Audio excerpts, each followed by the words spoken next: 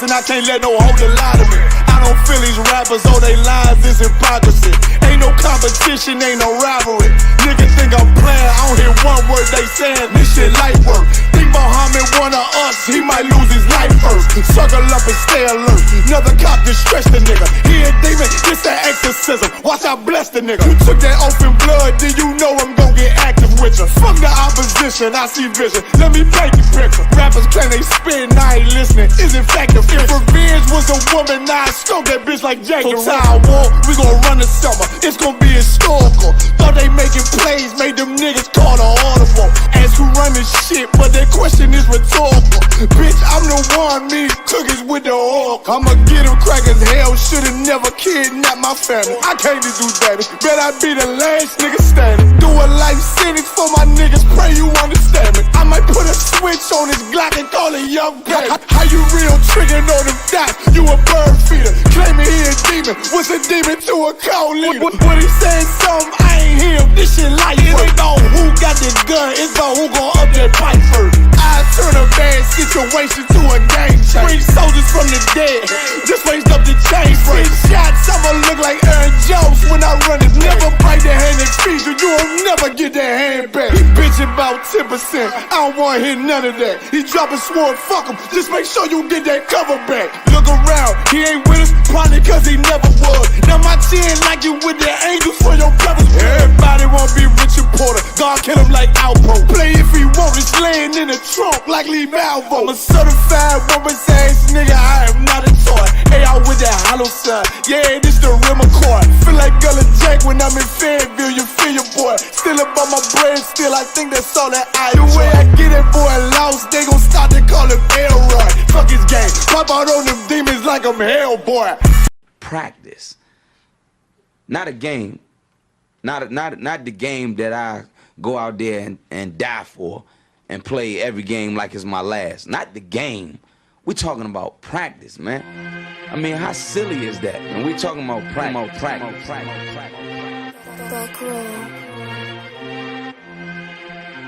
Best believe that I'm top 3. The only thing is I'm not 2 and I'm not 3. Put me anywhere other than one that is not me. It's beef, we strut a nigga block, that's chopped cheese. No peace, the butterfly sting him, that's Ali. You reach, I teach him with the handle, that's Kyrie. Machines you hook like a Roman, that's IV. You a sheep, I'm a go, it's a difference, so watch me. You weak, all hooks, no punches, so block these. They mock me, I just show them how it goes. Try to stomach this thug life. They ring got the nose, bandana on the grip. All heads coming out the foe, connected from Cali to New York, nigga, so let it go. Made for this, nigga, I eat bars and drink flows. Thinking you woke into your third eye, peephole. Line for line, this shit too easy, it's like a free throw. Mastered the game too early, this bitch a cheat code. It ain't a game, these niggas lame, state bring a shame. If I'm with an officer, it's a number in his name. We ain't the same, you want the easy pass, tell him change his lane. Shit, I've been through the fire, you can't stand the rain, take an aim. Tell him running, he can try his best. Drive a car named after me, that's why I'm in the vet. Laughing these niggas once again, and I ain't break a sweat. Number one at everything I do, that's why I'm one west. The Lord is not the God of the dead, so when I die, coming back for my spot, so forever I'm top 3. Just tell him to watch this, janitor with the mop stick. You gon' need a defensive lineman to block this. On point when I bomb shit, 10 for 10 I do not miss. I'm barking with a full bulldog, it is not mixed. They can see that my mind's sick, I don't write, I find shit. I don't like it, then I switch. If I touch it, it's diamond. Tell a bitch that I'm God sent. It ain't because my kicks is built like 5'6", 5'7" is my bitch. Dangerous, high risk, I lose it, get another one. You think I'm talking about a girl, I'm talking about another gun. Head now, hey look, it is what it is now. We don't fuck with the house niggas, we burn the crib now. I'm ahead now, and I hope they can head now. I don't care if you think it's it, nigga, I don't fear clowns. Silences make it sound like raindrop, that's a quiet storm. Get the job done in the view and get fired on. If you niggas standing for nothing, what you dying for? If you put real with real,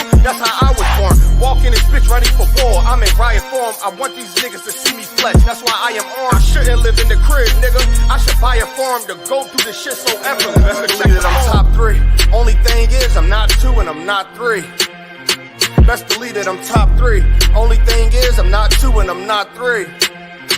Best believe that I'm top 3. Only thing is I'm not 2 and I'm not 3.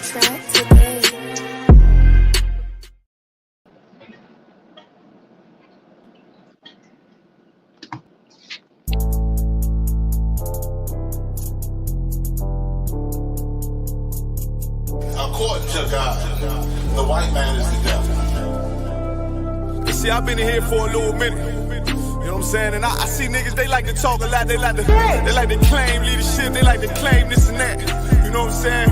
They like to be above what they really is and have authority. But they don't really need that authority. They don't really know what to do with that leadership. You understand?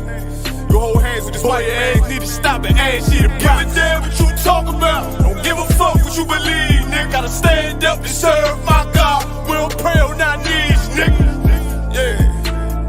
See, everybody ain't with all that peace talk. Everybody ain't with all that. Let bygone be. Boy, ass need to stop and ask you to prop. It's about to get serious. When they hit us with dope and kill us with crack, where the fuck with your leaders? I'm curious. He cashed out on your blood, traded you in and bought a new biz. Ask you the prophets, I tell you the scheme. If you don't wake up, you gon' die in your dreams. I tell you once, won't tell you no more. I swear these crackers try to kill us slow. Just spoke to a nigga and fed he up for parole. Because of the COVID, it feel like the hoes in this world that don't go together. Know it's gold in the ghetto. I'm in the city blazing with my niggas. Just told the devil the score never settled. Yeah, see the prophets. I'm tired of these niggas keep talking about, you know, you respect my religion, I respect your religion. Boy, your ass need to stop and ask you the prophets. You know, like we all come together. Cause you know what they say God so loved the world. God so loved the world and know boy, your ass need to stop and ask you the prophets. Don't give a damn what you talk about. Don't give a fuck what you believe, nigga. Gotta stand up to serve my God. We don't pray on our knees, nigga. Yeah. Hey, gentlemen, we don't pray on our knees, nigga. Gotta stand up. You know what I'm saying? Boy, your ass need to stop and ask shit. Oh, I'm with step, I'm solid for show. To the fake niggas, stay silent, I got it, let's go. Let's go. I ain't taking no loss, I ain't no talking when we got the flow. I ain't no peace, just pay with your own. I'ma be loyal to the right arm. Tell him we can't keep me slave.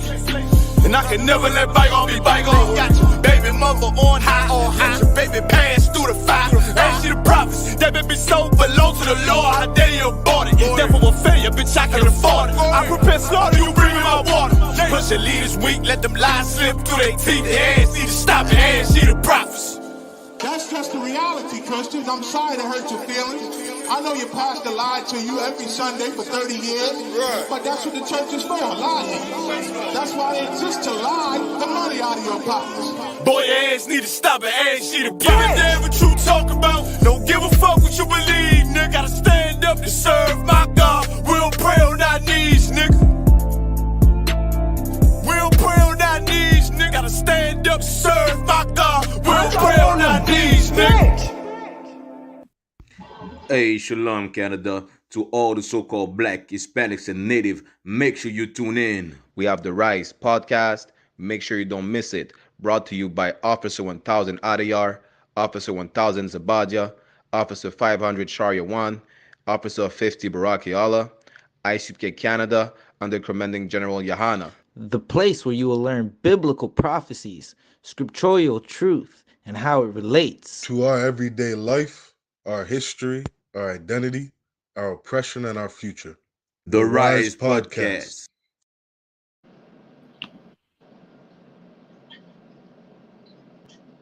Where we at? Where we at with it? Clap it up. Clap it up. It's the Rise Podcast. We back at it again in the 2 p.m. hour. I got with me Officer 1000 AHDAYAR and Officer 50 BARAQYAAHLA. Give those brothers a hand.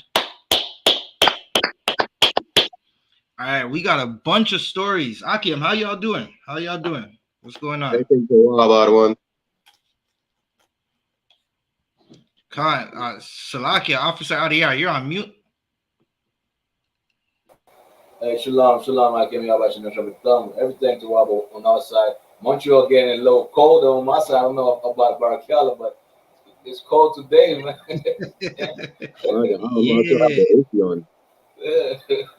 Yeah, winter's coming. Winter's coming. It's about to be a cold one. It's definitely about to be a cold one.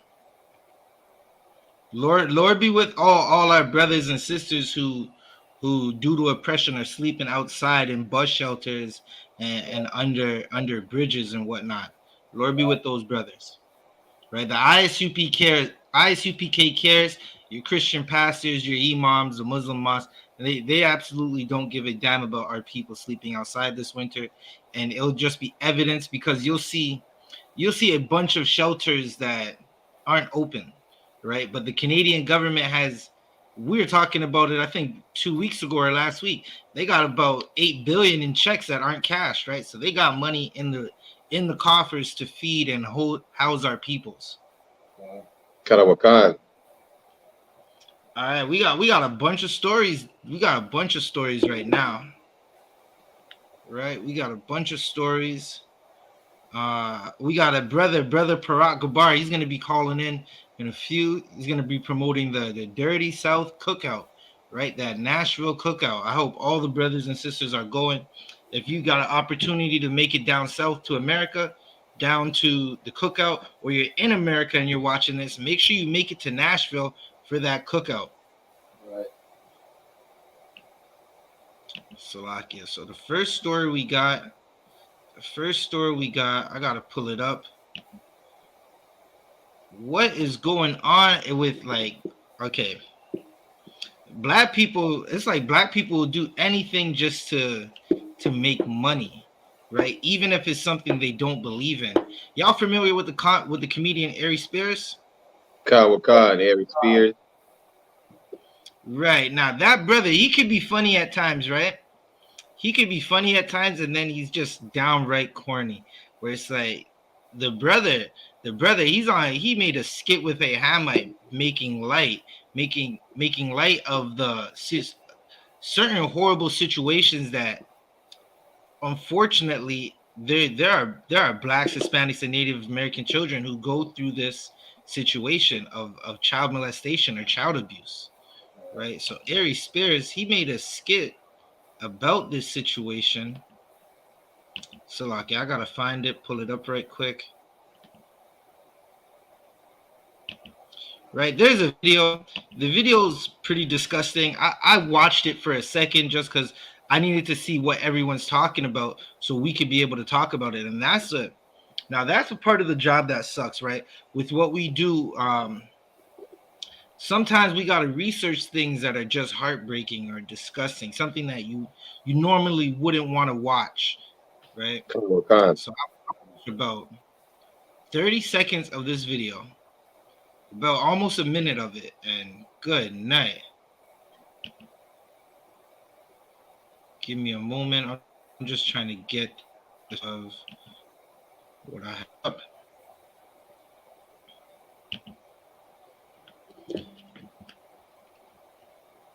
Right. Barack, do you have an article on it? Or is it just it was just a video, but let me see if I can pull up an article. Yeah, Khan. I think on the link that you sent, TMZ has the article up.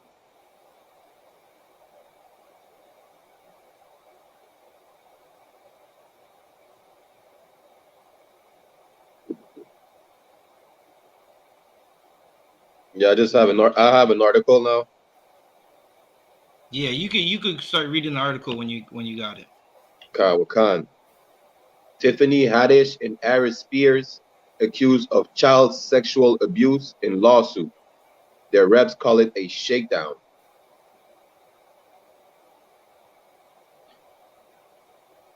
It's from CNN. So comedians Tiffany Haddish and Ari Spears have been accused of having groomed and molested two then minor siblings years ago, according to a lawsuit filed in Los Angeles Superior Court.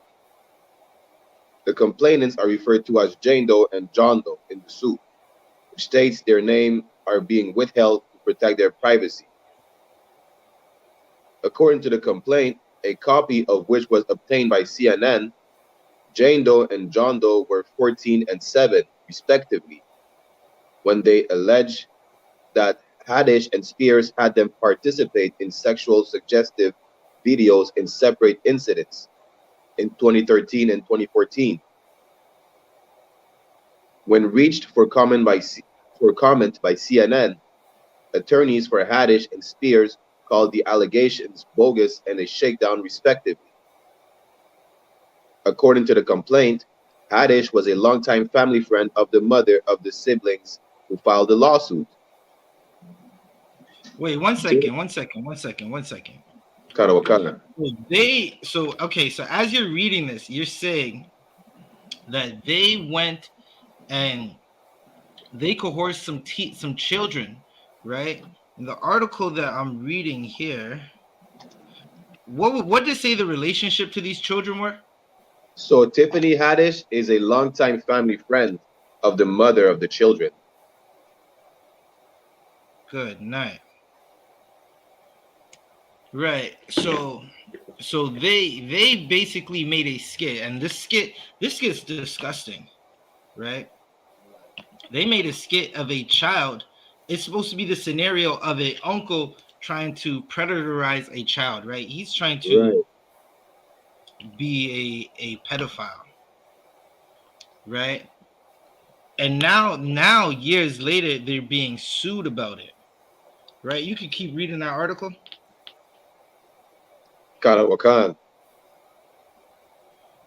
Jane Doe was enrolled in a comedy camp in 2013, where Haddish was a guest speaker and told the then teen girl she had a perfect role for her, the complaint states.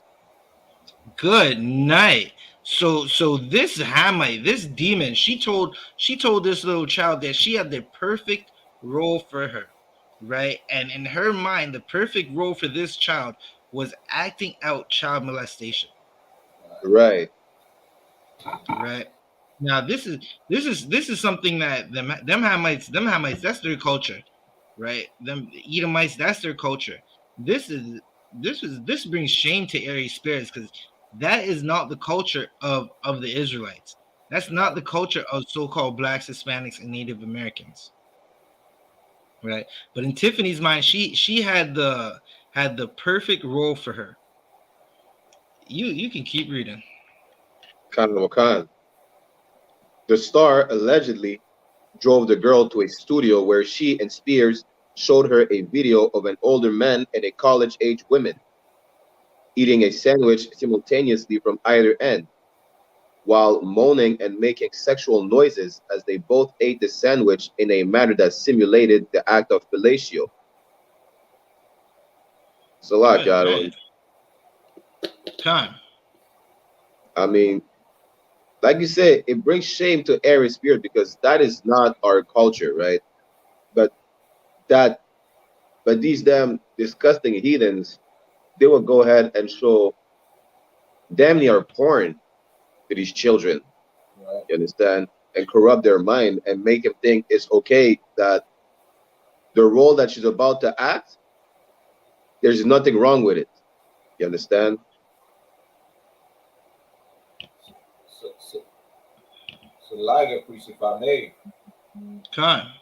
I started watching the video once I see Ari Spears. You see where he got the newspaper in his hand, and he dropped the first one. Right. He had the whole, you know what I'm saying? I seen that. I'm like, you know what? I can't go no further, man. I know what's right. It's so dark here. Nah, that's definitely heavy. I'm trying to pull up the picture. I'm just having a little technical difficulties, but I'm trying to pull up the picture. Once you get the drift of where this thing is going, it's like they need to put a warning on this video, because I wish I had that video. Now in the video, right, the child is not okay. I'm gonna try and say this the best way. Nothing's happening to the child in the video. It's not like it's a live video, right? Meaning it's not a real video, but this is depicting real situations, right? It's supposed to be, for all intents and purposes, it's supposed to be a skit. It's supposed to be comedy to some sick, twisted adult, right? But you start watching it and you get like 30 seconds in and you're like, wait, what's going on? Why does he look like that? Right?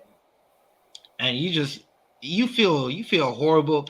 Like a righteous person wants to cut this video off. There's no watching or continue watching of it. So okay, I'm gonna get this article. Not the article, the screenshot. Barack, you can keep reading that article. Wakan. Spears then told plaintiff Jane Doe that he wanted her to mimic what she had seen on the screen, including the noises precisely like what she heard throughout the video, the suit states.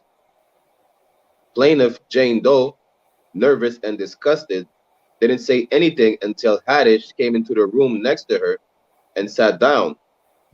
Haddish verbally explained what was expected of plaintiff Jane Doe, and then showed plaintiff Jane Doe how to give fellatio, including movements, noises, moaning, and groaning. Yeah, Salakia, when she's literally grooming the girl to be, a sexual deviant. Good night. It's absolutely horrible. Hold up. Let me keep reading. This is something that's horrible. On, you can keep reading. Khan.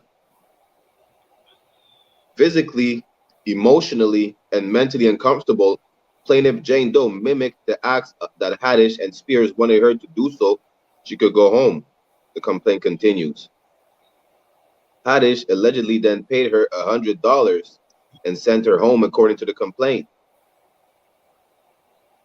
John Doe alleges that in summer 2014, Haddish offered to book, arrange, and film Mr. Doe content for a Nickelodeon sizzle reel at the home of Spears. Haddish claimed the reel would be used to book Mr. Doe on Nickelodeon. So Lagyad, she's trying to have a child celebrity, but we all know what happens to them child celebrities, Adawan. You understand? All these child celebrities are getting molested, just like the adult celebrities. There ain't no difference. You understand? You're literally selling off your child. That's basically almost like child trafficking. You're giving your child to the Hollywood studios, whatever the case is, and they do whatever they want with the child. You understand? And the child's gonna grow up destroyed, either a drug addict or a full-blown sodomite. Right. If I could read something real quick, right? Because it's talking about the complainants are siblings, right? So I'm going to read something right quick. The siblings claim Haddish was friends with their mother and say the video featuring John Doe was published online via Funny or Die when he was too young to consent, right? So they still believe children can consent to things, right? Which is it's absolutely horrible, right? And continues. In their suit, the sister says her resulting trauma has prevented her from dating because she was scared she will be taken advantage of and led down a path of false trust like the path Haddish led her down. Right? I'm going to keep reading. Both siblings say they have developed social disorders, and the brother claims he is so afraid of being watched or recorded, he places band-aids over all the cameras on his electronics. Now, that is a horrible thing because that is absolutely true, right? There's a lot of people who go through certain situations where they develop disorders, and that camera, that like just over your laptop, you put a band-aid or a piece of tape, right?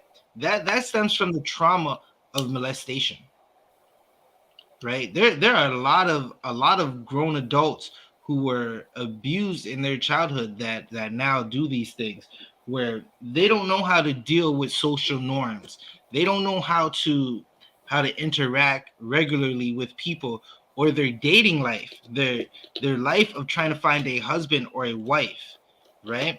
Is totally off because some disgusting bastard decided to hurt them, thinking they were going to make some money off of this situation.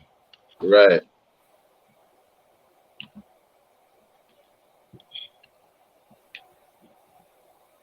What else is in that article? You got anything else?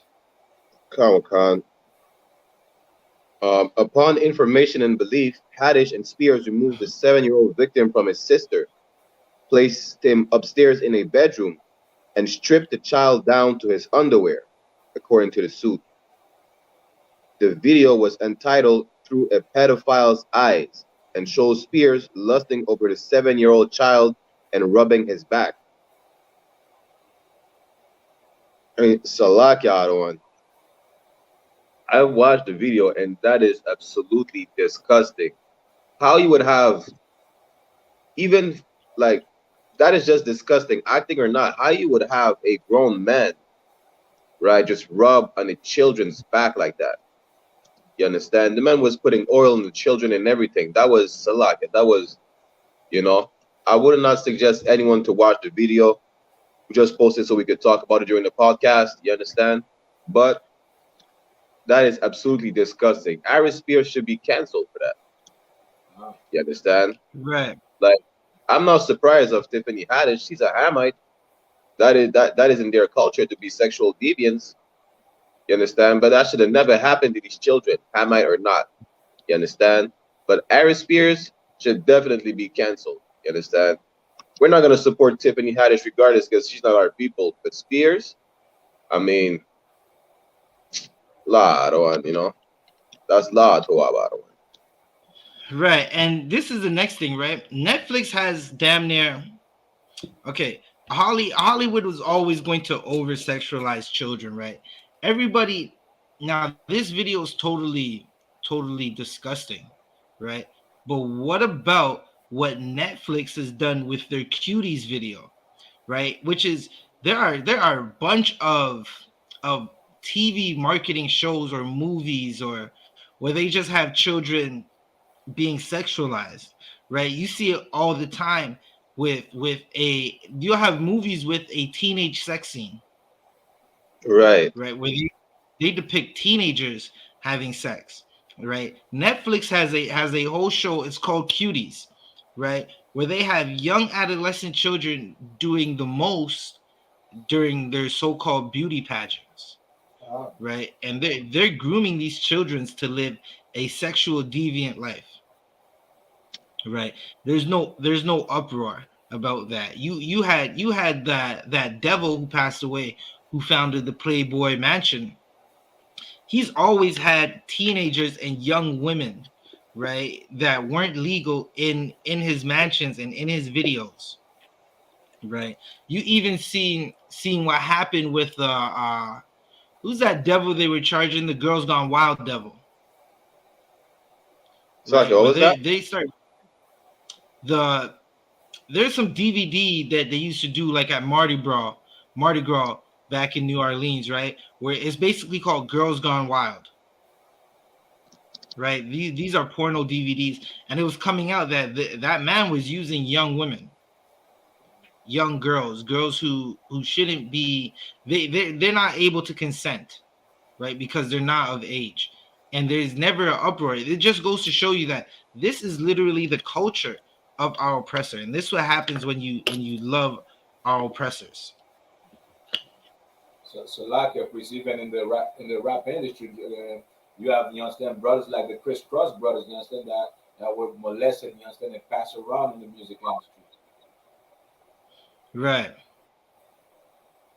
So AHDAYAR, there's a verse I'm looking for. I was trying to bring out. It's talking about the abusers of children, but I can't seem to find it right now in my preset book. So like one, that devil from Girls Gone Wild, I think his name is Joe Francis. Khan.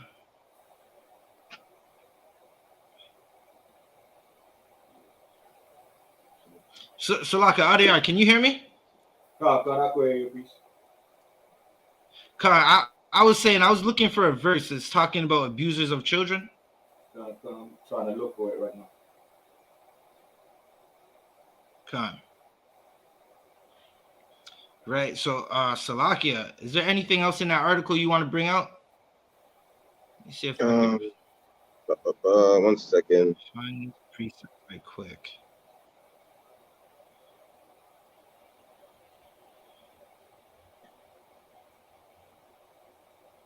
It's in the Apocrypha, right?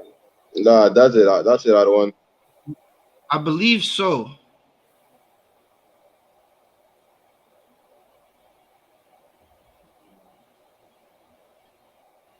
Hold up. I'm gonna look for it. If we can't find it, we'll get back to it after.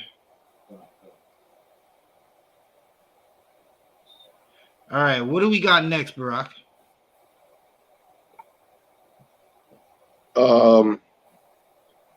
That damn heathen getting high for inspiration. Khan. Let's see if we could pull that up. Give me 1 second. Karawakan.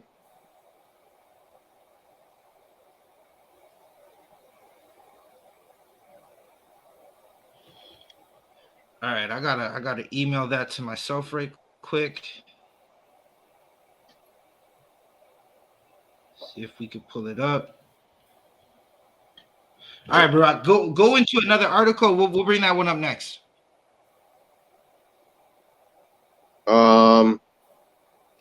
You want to go into the Toronto guns? Yeah, you could go into that article. Okay, 1 second.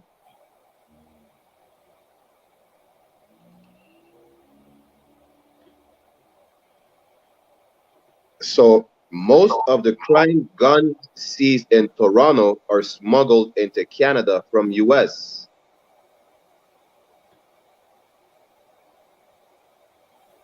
Most crime guns seized by police in Canada's largest city this summer came from outside of Canada, according to data gleaned from a Toronto police Twitter account. Yeah, so like, 1 second, I don't want.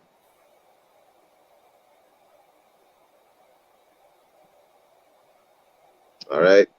So of those, 11 of the firearms were non-restricted, 11 were classified as restricted, and 55 were prohibited, including 2 restricted firearms seized with prohibited magazines. Prohibited weapons are not legal to buy, sell, or possess in Canada and are smuggled from the United States.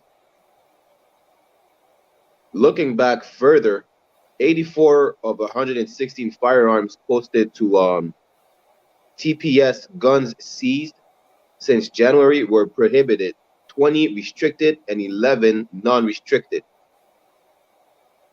That's compared to 138 guns seized last year between January and the end of August, 98 of which were prohibited. While not a comprehensive representation of every crime gun seized by Toronto police, the posts offer a glimpse into an aspect of criminality that rarely appears in publicly available data. Glocks remain most favored by Toronto's criminals, with 45 seized by cops so far this year. 8 of those Glocks were found with sear switches, an illegal aftermarket modification that allows the semi-automatic pistols to operate full auto. Also popular were Smith & Wesson and Brazilian gunsmith Taurus. Spoils of one bust posted June 6 show 2 prohibited handguns, a Baby Eagle, and subcompact Glock with an illegal 50-round drum magazine. Good night. Toronto is really a war zone. Right. I was telling y'all, man, like the guns in Toronto is these kids are not playing around. Right. In the city of Toronto, if your gun only has 16 shots and you think that you're ready to go outside, like your friends will tell you that's not enough shots. Right. 16. According to them, they say 16 shots is like, what are you doing with that? You might as well have a water gun, right? Because you'll have 3 misguided brothers with listen, they'll have 50-shot drums and 30-shot clips, and you're just the firepower that they possess is not controlled, right? It's Listen, you can't do anything when you have three men shooting, or even 2 men, 1 man for that matter of fact, 50 shots at you with a gadget that could be 3D printed, right? Slovakia, why is that still there? With a gadget that could be 3D printed to go from single shot to empty that whole 50-round drum in 10 seconds. Right, a lot of these kids they're damn near walking around with a Uzi in their pocket. Karawakan. And it's definitely no wonder why the killings in the city of Toronto are just the numbers are going up. And sometimes they say, oh, it's slowed down, but it's the numbers are still up. Right. Right. And this is the trend that you're going to see happen in every city where there are blacks, Hispanics, and Native Americans. Right. And then you got to ask yourself the question, how are these guns being smuggled across the border? Karawakan. It's a lack of peace, if I may. Con. And the oppressor, just like you said, talk about, you understand, the 3D printed, you understand, machine. The oppressor made it, you understand, so much available for the young kids right now to have guns, you understand, any type of guns. All they have to do is really, you understand, use the 3D machine, you understand, 3D printer, and after that, assemble the gun, you understand, and then you could find videos out how to assemble your gun on YouTube, you understand, on any, you understand, gun selling site.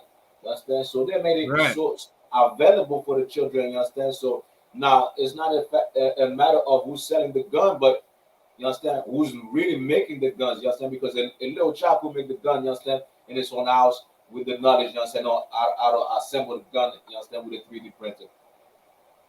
Right. No, that's definitely true. It's definitely heavy as well. Like these guns, they just listen, I remember being young and dumb in the world, right?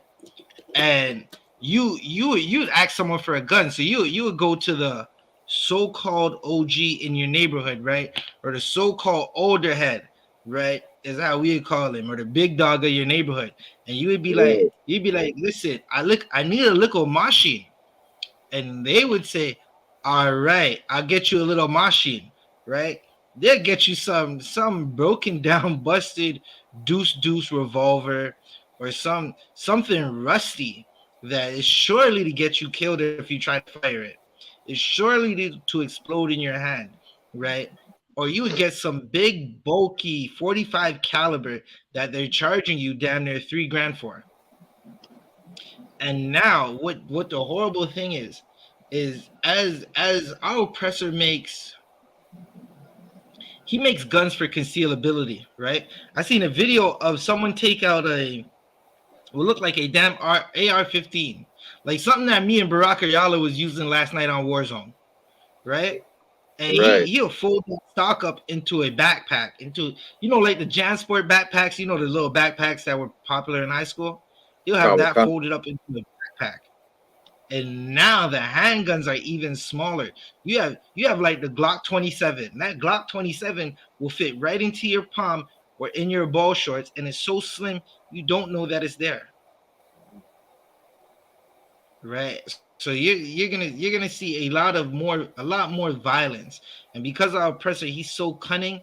These are the guns that are rolling around in our zones, in our cities, that are taking the lives of young blacks, Hispanics, and Native Americans.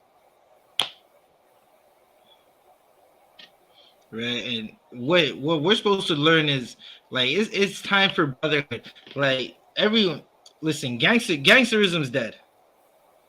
Niggas be talking about they swinging on they sliding on the ops, while the cops be sliding and murdering you in your neighborhood. While someone's coming and dumping car fentanyl in your neighborhood. Listen, now I'm not telling you to commit no violence, but that same energy you have for a black man, you should have for some Asian who's dumping car fentanyl into your neighborhood, some Arab who's selling loose cigarettes and heroin out his shop in your neighborhood, right? We don't have that energy, because as blacks, Hispanics, and Native Americans, we're so beaten down that we only have strength for our own, right? And that Christian church teaches you that your oppressor is God. That white boy is now Jesus Christ, according to the Christian church. And if you're in a Muslim mosque, the Arab is your God. So when you see an Arab putting drugs in your community, it's like you don't want to kill him because that's God to you. You see some Asian, some Salakia, some Edomite, some Caucasian kidnapping your sisters and bringing all the guns to your neighborhood. You don't want to harm him. You don't want to make sure that guy can't do that, because that's your God to you. if I may, priest. Done. And also, like, what's gonna happen as well is the fact that, like, Christian text that the Bible is all about peace, Christ is about peace, but Christ told us, you understand, told us get a sword, you understand, get a sword, sell your garments to get a sword, and you understand, Right. like, the thing that people don't understand is, like, when these calamities, you understand, when the famine breaks loose, you understand, what's gonna happen? These young kids are shooting for sneakers. What about when they can't eat? What about when there's no food in their house? What do you think they're gonna do? They're gonna come to your house. You think you smoking weed with them? They're gonna come to your house and shoot you for that food, so they could feed themselves and their family. You understand? Right. There's gonna be a sad sight. You understand? On these last days, that's gonna come about on this earth, man. It's gonna be something that you don't want to be in, and that's why we pray. You understand that you wake up. You understand? You stand up. You understand? So you will be taken away before that day, because you understand, just like you see them, they've killed brothers for sneakers, for shoes, understand, for a jersey, for chain. Now what about when with all these guns, what about when there's a famine, when there's no food in the groceries? Now you gotta understand why Christ said, you understand, sell your garment and get a sword, man. You understand? Because you understand, you seen it with all this, you understand, with the gun violence. You seen it, you understand, with all these guns that they're making. You seen something is about, you understand, to happen. You understand? It's a lack of reason. Right. Now that's definitely heavy, because if they wanted to, they could make sure no guns come into Canada. It's absolutely possible to make sure no guns come into Canada. Just like they made sure nobody came into Canada during the pandemic. Right. Right. All right. Barack, you got anything else in that article?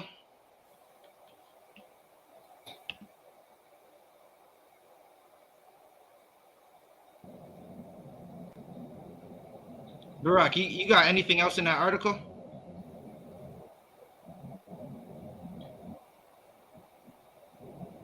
Khan, can you hear me, Adawan? Khan, I can hear you. Is my audio up? Khan, your audio's on. Is everything Tawab? You can hear us? You might want to. I just think the audio up. Khan, the audio is Tawab. 1 second. Officer AHDAYAR, can you take over the podcast for a second? Y'all just keep reading that article. Khan, this way, please. All right, Thuwada. Khan. Go ahead, also BARAQYAAHLA.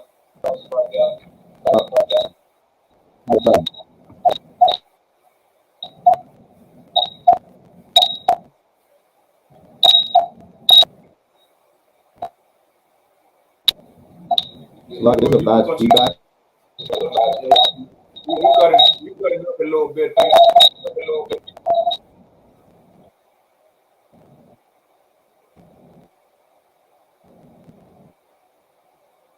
Understand?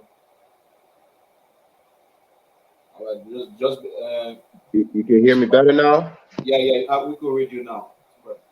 Khan. So the article, Scott Blanford, assistant professor and program coordinator for policing and public safety at Wilfrid Laurier University, said growing ease of obtaining firearms on the street has long been a problem for police. When I started policing in 1982, to hear of somebody carrying a gun on the street was a very rare occurrence, he said. Explaining when firearms were involved in crimes, they were almost always long guns. We're now at a stage where pistols, revolvers, and handguns are now the weapon of choice for criminals. It's the lot, one. Go ahead, please. This is like, just like this this man said, when he started policing, right, he was not used to seeing handguns and pistols in the streets. Was more used to seeing like long guns, like probably like rifles, or not assault rifles, but carbines, like rifles, like hunting rifles, whatever the case is, or probably like shotguns that were not sawed off. It's just like in the West Indies, you understand? We had certain types of weaponry that we're using. But now, even in the West Indies, we have all types of guns, from handguns, shotguns, sawed-offs, Uzis, you understand, semi-automatic rifles, automatic rifles, you understand, is literally a war zone. You know, and we're not able to, like, black people are so poor, and you know, we don't have the resource to smuggle these guns. It's just like Officer 1000 ZABADYAH said, who is smuggling the guns over the border? You understand? Exactly, priest. And the thing is, nobody's getting arrested for it. You understand? Now there was an Edomite a couple years ago. I think he had a house next to the border of Canada and the United States, but he was smuggling a bunch of guns. You understand?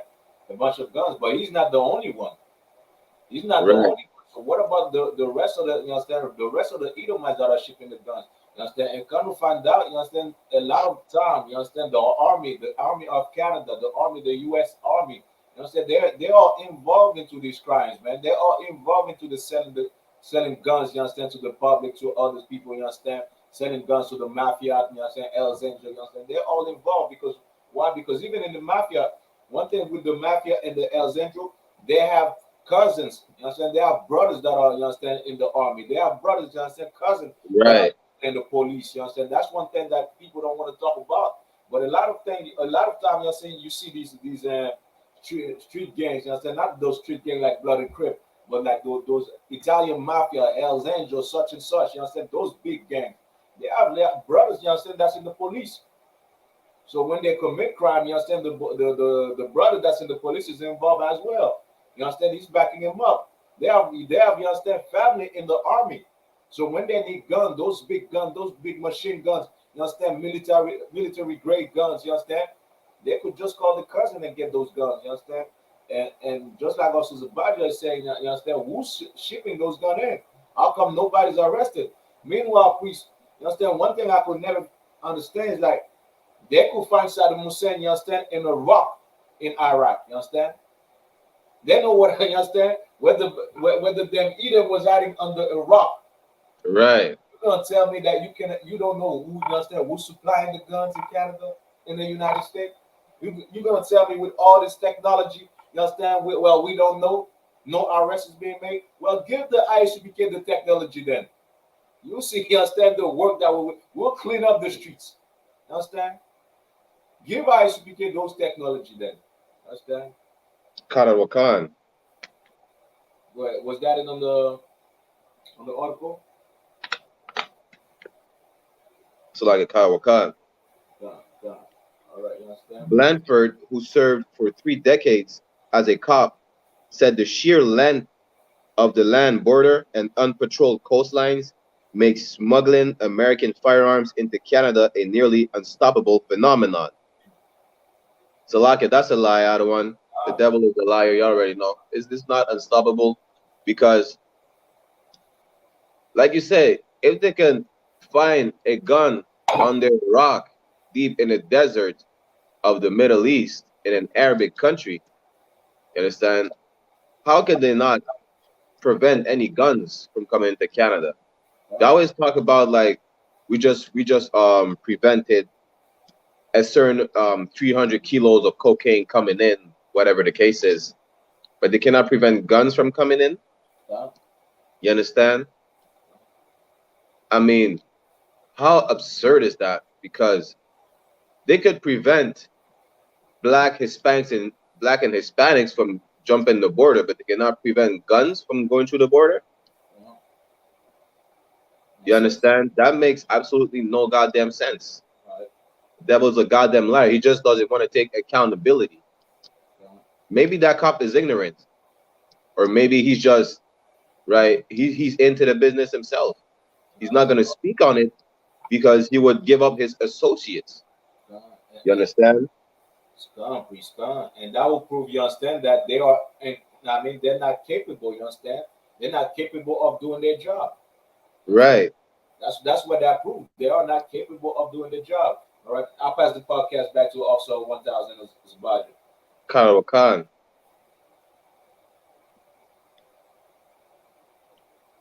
So like, pues, you're on Salak mute. Yarawan, you're on mute. Khan, Thuwada, Hakim, y'all are doing a Tawab job, right? So Salakia, Brock, what was the last thing you guys were talking about exactly?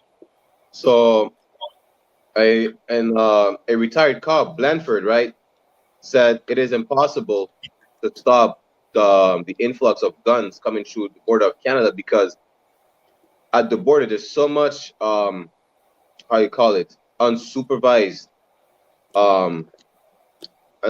location at the US Canadian border that they cannot monitor at all. You understand? So we said like the devil is basically a hypocrite because like Officer AHDAYAR brought out, they could find a gun under a rock deep in a cave in the desert in the Middle East, right, in an Arab country, but they cannot find like whoever's smuggling guns over here. Well, Makes okay, no goddamn sense. I understand. I fully understand what that devil is saying, right? What that devil is basically saying is we're not going to stop the smuggling of guns into Canada because Right. you niggas need to die, right? You need to die and go to jail and live a life of crime so Penetanguishene can eat. Because again, if you don't go to jail, how do the guards in Penetanguishene get paid? Who's going to pay for their lakefront cottages and their boats and their pickup trucks, right? You need the incarceration of so-called blacks, Hispanics, and Native Americans. Like, did you know that there are people, right?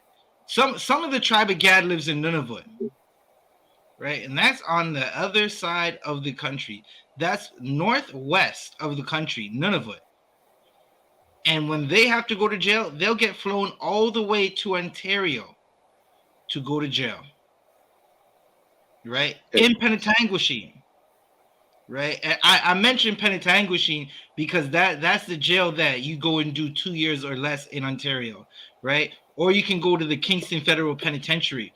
But again, if you don't go to jail, how do the people of Kingston, Ontario eat? How do they make money? They make money off your incarceration. Kawaka and Salak Yarawan, if I may.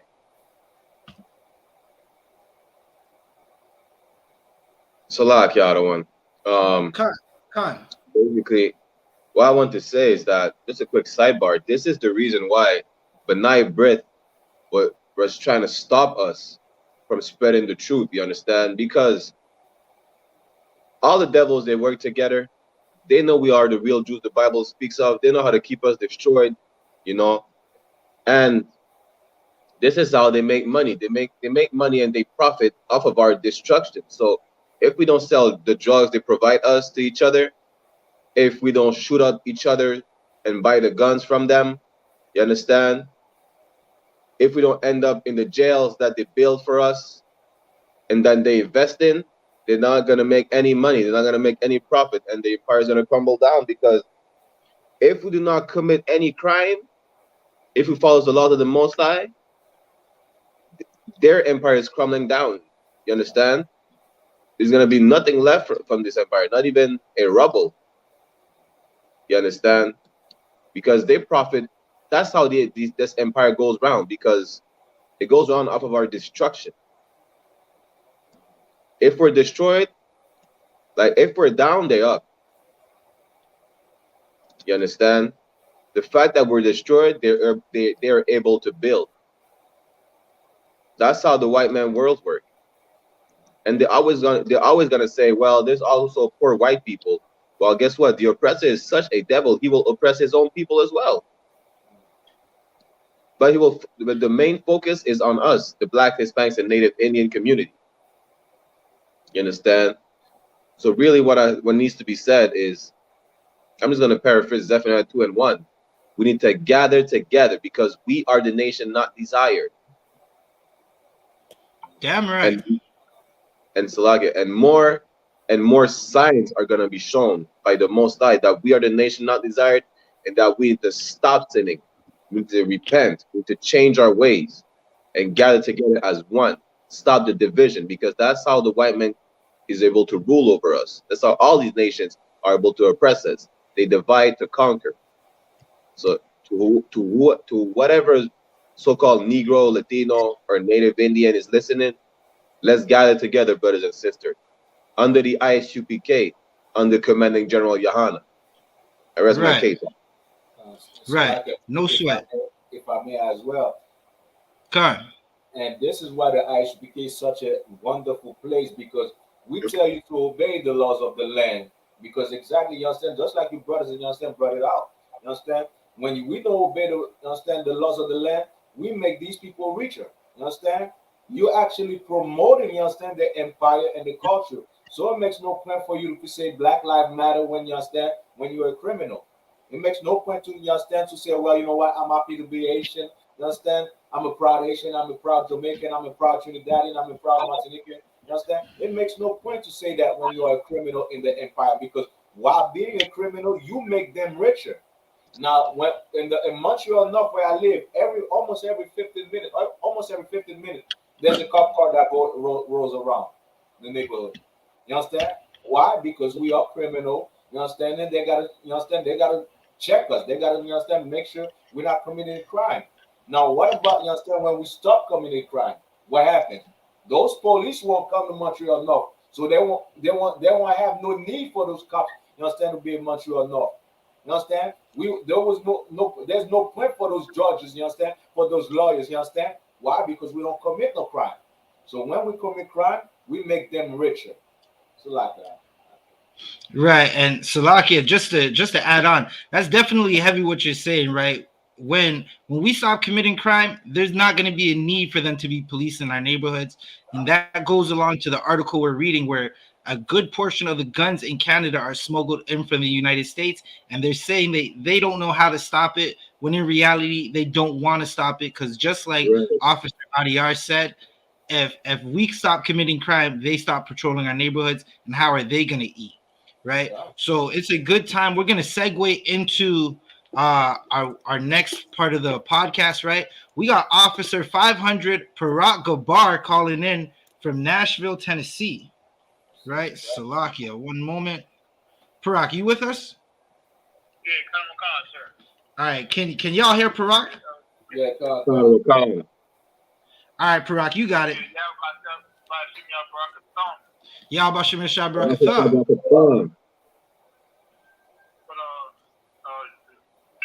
may, sir. Khan. We got the Dirty South Cookout going down in Nashville, Tennessee. You know what I'm saying? It's from September 28th through the 1st, and special grand finale on the 2nd. But I'm going to run down the itineraries that we got going on. Come, Most High Christ. You know what I'm saying? We got Thursday scripture breakdown with the heavy hitter, General Hyman. You know what I'm saying? Then on Friday, we got Camp 2nd Avenue and Commerce Street, downtown Nashville, where we be swinging swords left and right. Right. And bloodshed is all over that corner and boot kitchen. Right. You know what I'm saying? Then the sisters, they gonna have a brunch. That's Friday. You know what I'm saying? Then later on that night, we gonna be at the Maxwell House Hotel for a fish fry. You know what I'm saying? But we gonna get down. We gonna enjoy the brotherhood, sisterhood.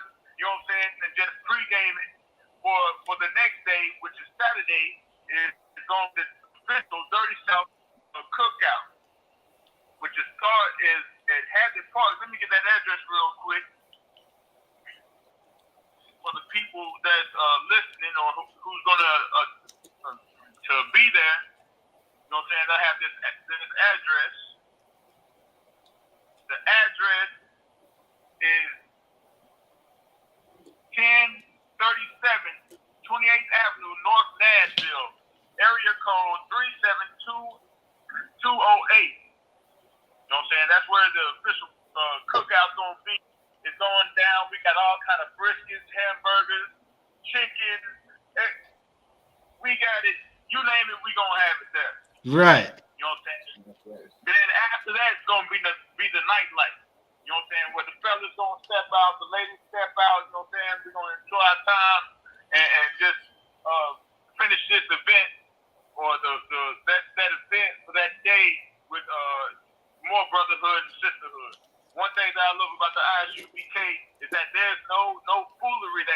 on within our ranks. You know what I'm saying? Everything's done in decent and in order. You know what I'm saying? If you was there for the Passover this year, we was in Florida for a week and not one argument happened. Right. No arguments, disrespect, raising voices or anything like that. Everything was done in decency and order. But then on Sunday, if I can continue, Con, you got it. it's gonna be the grand finale of the whole weekend. We're gonna take a trip to the Jack Daniels tour and free day. So we're gonna go to the Jack Daniels distillery, because you know Commander General Hunter, he loves his single malt Jack Daniels. Right. Single barrel. You know what I'm saying? So we're gonna all take a trip down to Jack Daniels distillery. You know what I'm saying? To finish out the whole weekend. You know what I'm saying? It's gonna be a glorious event. You know what I'm saying? I wish I could smoke my brother here from Canada. You know what I'm saying? Put him in a bag or something, FedEx. You know what I'm saying? Get him down here, but you know what I'm saying? But we gonna make that work one day. But that's what all I have to say on that matter, sir. Calm, priest. No sweat, priest. We definitely gonna get it in. We're definitely gonna get it in. And Parak, from my understanding, Jack Daniels was created by a brother. Yeah, Con, sir. His name was Ernest. I think Nearest Green, if I'm not mistaken. Nearest Green. You know what I'm saying? He was a local distiller. Actually, he was a slave. Con. You know what I'm saying? He was a former slave, and he made his own brand of whiskey. So Jack Daniels was looking for a cook for his distillery, and the people. Ernest Green was so known around the area. Jack Daniels came to him and asked him if he wanted the job. Good night. The oppressor. What he did. Go ahead. Now I was gonna say, Parak, the oppressor. He's only famous for making that patent shop where he steals all the ideas.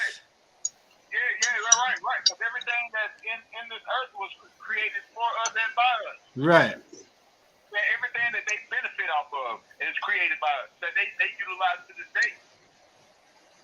Right, definitely. So the white man is the devil the Bible speaks of. God, Most High in Christ. But if I may, sir, on the topic that you just got off of, can I say something about that? No sweat. Yeah, one thing, if we quit murdering ourselves and start loving each other, the prison complex in America would crush. Right. You know what I'm saying? And anywhere else in the world that houses mostly Black, Hispanic, and Native Americans. Because more Fortune 500 companies, record labels, they're invested in these prisons, these privately owned prisons, these state-owned prisons. That, you know what I'm saying? They're invested in. So if that, you know what I'm saying? It's just like the stock market. The stock market would crash tomorrow if we had stopped going out and buying Jordans and buying a new TV every time a new one come out. You know what I'm saying? Because who needs a new TV every week? Right. Or every month? You know what I'm saying? Hey, this kingdom would fall because if we build with our own and build our nation up as one nation under Commander General Hunter, you know what I'm saying? Our money would flip 10, 20 times if it ever goes out. Because we got land, we can buy land, we can build our own things. We know what work we have. Brothers are good with their hands. Sisters are good with cooking, sewing, everything.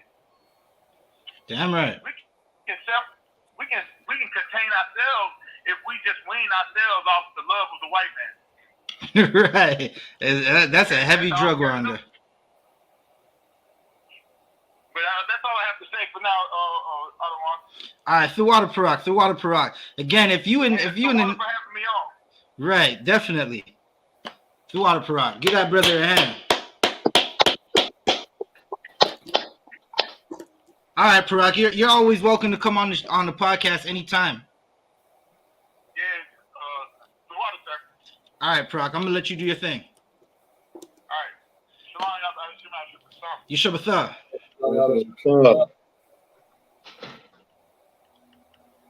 Salak, AHDAYAR. Con, we got Officer Urad in the building. Get that brother a hand. You should be Hey, what's going on? Most High Christ, Most High Christ. Hey, shalom. Yahweh Shabbat.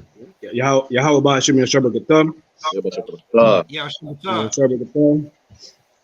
Right. If you are in the Nashville area and you're watching this, right? You're in the Nashville area, get to that Dirty South Cookout. They got a fire itinerary. There's a fish fry. There is a Jack Daniels tour. The brothers and sisters will be stepping out.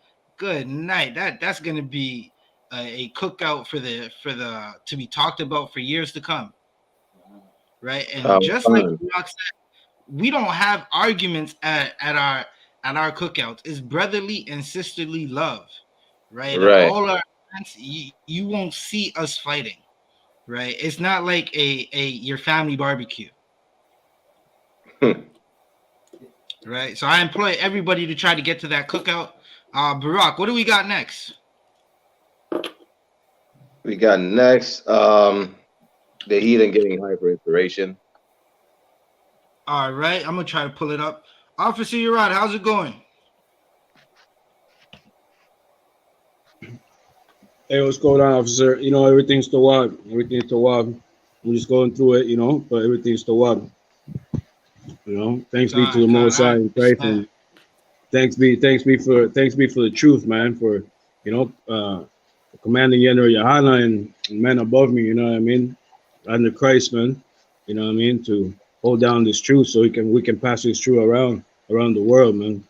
And that's all I'm doing, sir. I'm here, you know what I mean? Spreading the word, you know what I mean? Those who hear it, you know what I mean? You already know. They hear the word. So I'm doing my best, you know what I'm saying? So yeah, Honduras it's a different level of living, but you know, we're getting by. You know what I'm saying? Ain't no thing, ain't no sweat. Salakia. Most High in Christ. Lord be with all the brothers and sisters in Honduras. Salakia. Priest, you got it. Y'all can take over for a quick second. I'm gonna try and get this next article up. Y'all do your thing. Hey, Officer Yarad, mi hermano. Yeah, we're gonna come to you, see you soon. Don't worry, and endure a little bit more. We're coming soon. Watch nothing. Hey, Khan, that's what's up. Yeah, appreciate that. No sweat. So what do we have next, Priest? Salakia, I'm trying to get into it. My computer's freezing at the moment. Okay. Give me a moment. I might have to reset my computer for a moment. If we have to reset my computer, Barak or AHDAYAR, y'all could just choose anything out that chat and go in on it. I'm just looking for an article with the heathen saying like he's getting high. Khan, there's a video on it, but I'm trying to upload it right now. It's just my computer's freezing.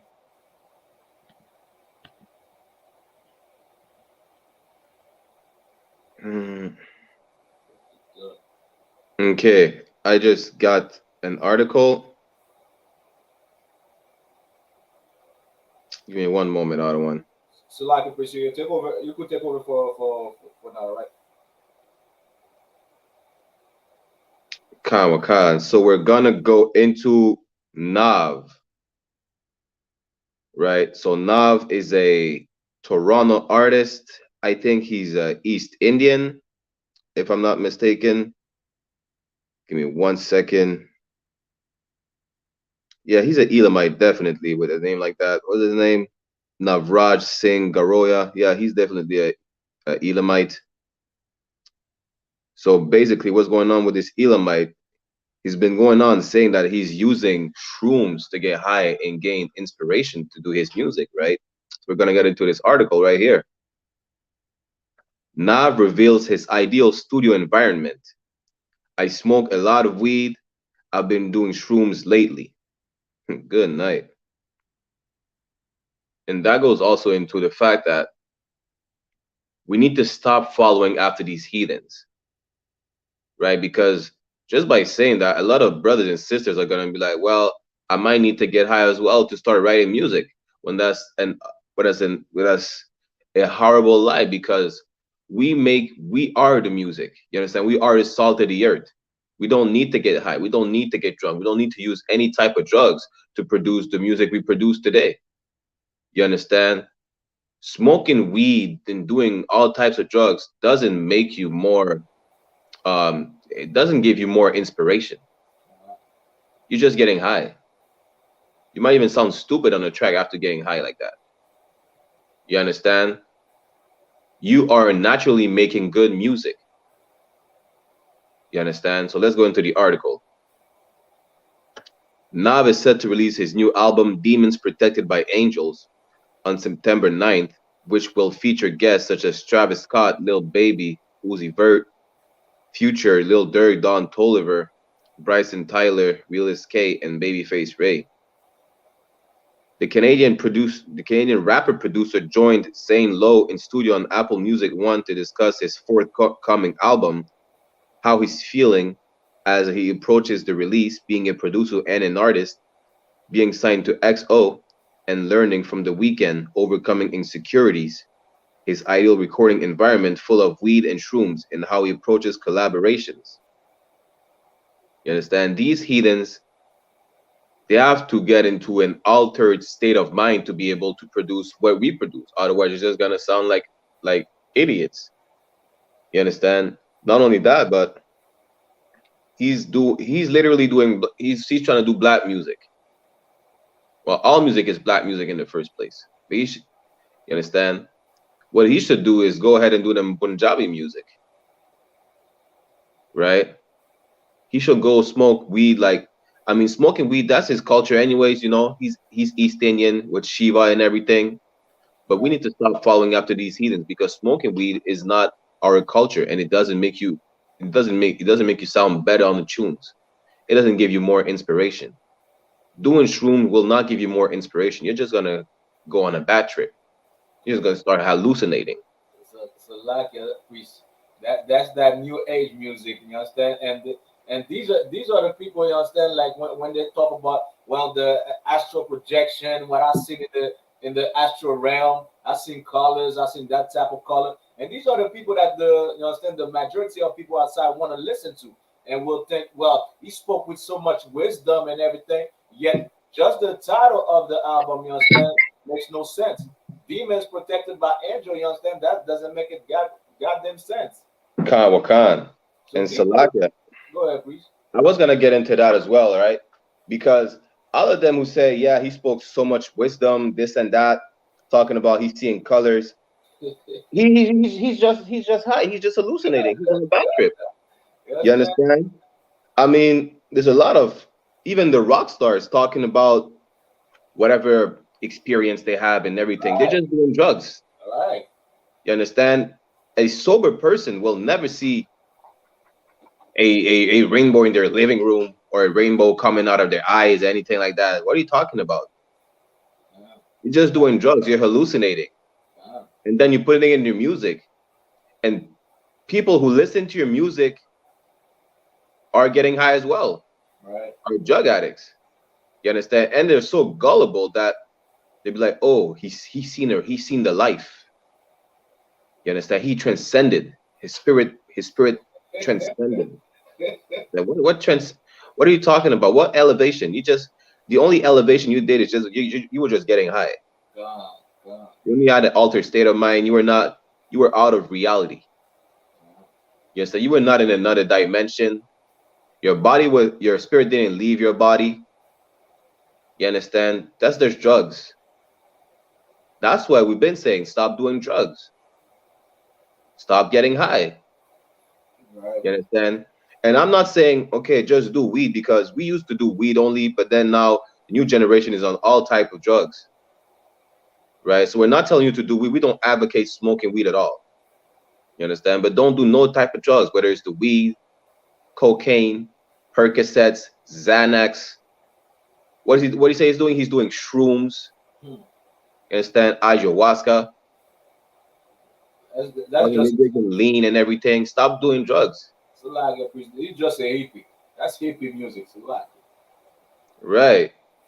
I mean, in a way, it is in a way, okay, he's getting the hippie vibe, trying to do drugs, hallucinate, and talk about his music, but he's projecting it while trying to do black music. He's trying to do hip hop. And just because he does that, a lot of our people are gonna follow after his steps. Oh, he's getting high on weed and shrooms. Let me try to get high on weed and shrooms, and let's see what can I produce in the studio. Just like back in the days, the blues artists, jazz artists, rock and roll artists such as Jimi Hendrix, you understand, they were getting high on heroin, talking about it gives them inspiration. Ray Charles, you understand, they were not smoking weed only. We was like smoking a cigarette back in the day. You understand? They had other drugs like cocaine, heroin, and everything. You understand? We need to stop following after these heathens. Because the thing is, who is bringing the drugs to our people to get high on in the first place? Even in the studio, I mean, when you sign me in a big studio, right? A lot of our people, I forgot which artist. I think it was James Brown. I'm not sure. I don't wanna be, maybe I'm mistaken, right? But I think it's James Brown. He was not allowing James Brown was not allowing his artists, right, to get high or drunk during studio sessions.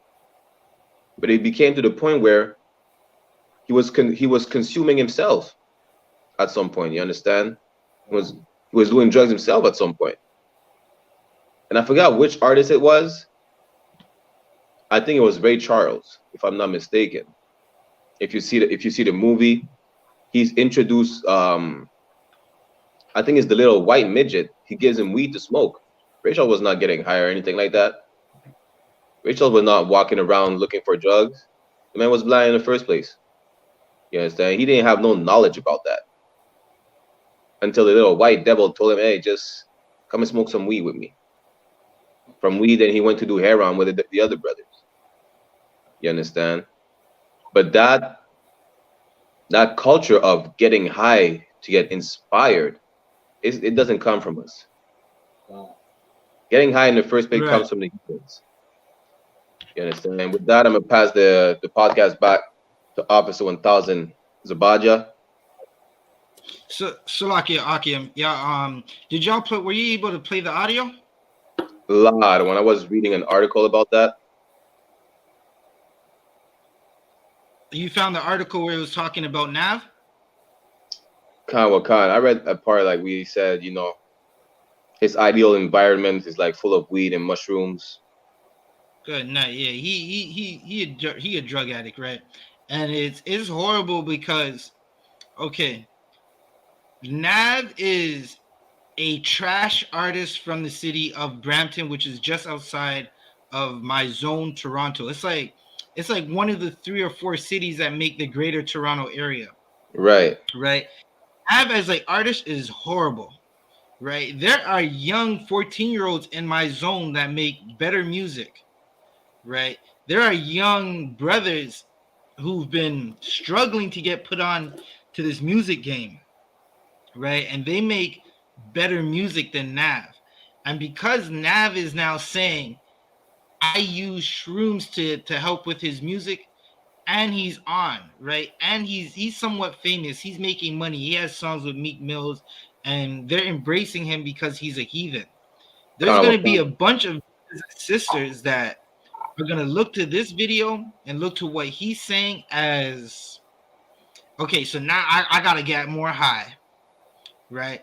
I got to get high. I got to do all these drugs. I got to more mushrooms, more Xannies, more Percocets in the studio, because that's where the music is gonna come from, right? Even Future.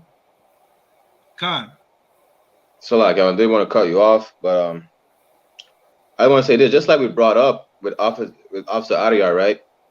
A lot of these rappers talking about, like ASAP Rocky, talking about when he's pissing, there's a rainbow coming out, or he's seeing rainbow coming out of his eyes, whatever the case is. You understand? He's vomiting literally fire. I mean, a lot of people listening to their music are going to be like, yeah, he was high, but his spirit transcended. You understand? Right. That sounds like a bad acid trip. Right. Basically, they're just hallucinating. There's nothing Right. philosophical or they're not transcending anywhere. They're just high. And Understand?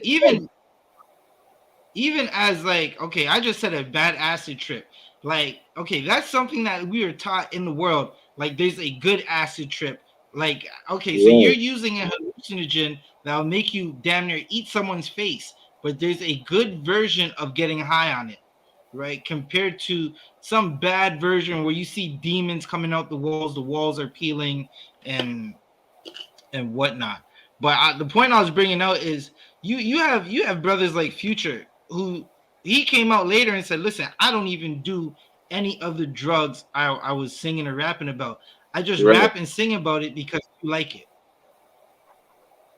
Right? You have our oppressors. Like, we know that the man who stole our culture, the so-called Jewish man, he runs the media. Khan. Right? The other one. He runs the music that we listen to, and those music labels, just like Officer Parak brought out earlier, these music labels, they're invested in these jails.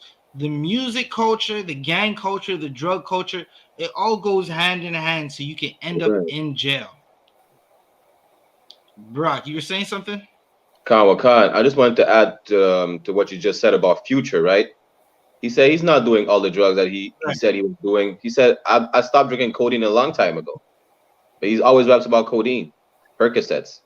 You understand? Yeah. But even Juicy J came out saying, I apologize for influencing the young generations to drink lean like it's water, to do cocaine, you understand, or pills, whatever the case is. Because 3-6 Mafia were really like, you know, pushing the usage of drugs in their songs and everything.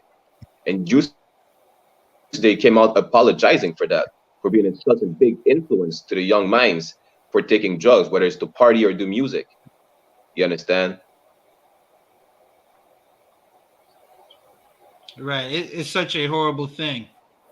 Salakia. I'm gonna play the audio right quick. Bear with us. What are we on time? We're decent on time. I'm gonna play the audio right quick. Akim, y'all let me know if y'all can hear the audio, if it's clear or not. I'm gonna play it though, so y'all can hear what this man's talking about, right? Because in part of it, he's talking about how it was so horrible for him to be inside during the pandemic, right? When, listen, during the pandemic, you brothers and sisters, we had brotherhood and sisterhood. It was not horrible for us. We had love from our people. Right. Some right quick.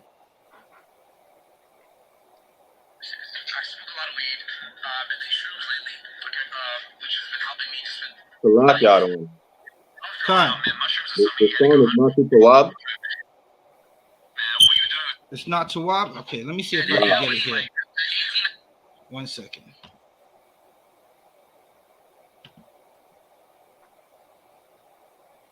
If you want to keep reading the article. Khan, you could keep reading the article. Which article did you have? Do you see the part where he talked about doing shrooms? Khan, I'm right here. So on his ideal studio environment, which includes weed and shrooms, he says, I smoke a lot of weed. So like, just the fact that he smokes a lot of weed, we shouldn't be surprised. I mean, he's a heathen. He's an Elamite. That's their culture with Shiva in them. You understand? Right. But right, bring that out. Right. So he says, I smoke a lot of weed. I've been doing shrooms lately, which has been helping me just with life. So yeah, when it comes to me recording in the booth, I have a screen with a keyboard and a mouse, which I can control myself. I got an engineer recording, and then I could tell them, yo, just wait 1 second, I'll do things myself because I know how to use the program. And I've been recorded in the booth. Nobody around me. Nobody, okay. Little bit of liquor, smoke some weed. I'm telling you, I don't want to give too much credit to the mushrooms because it's me too. But the mushrooms just triggered something. it brought me back to when I started making music.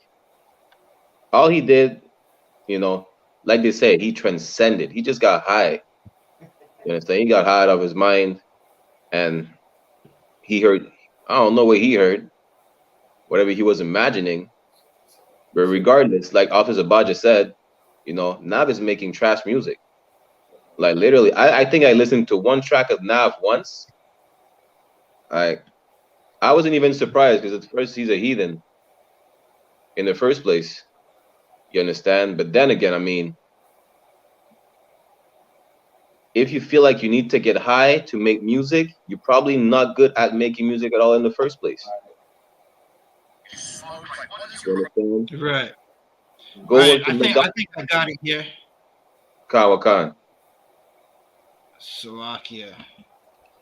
Damn, this computer is acting up a ways right now. All right, let me know if y'all can hear this.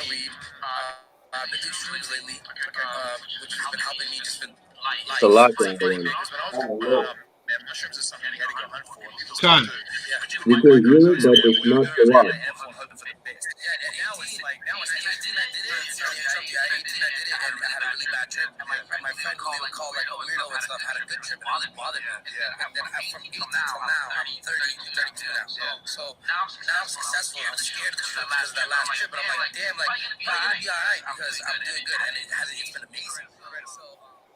Yeah, that's not so loud, by the way.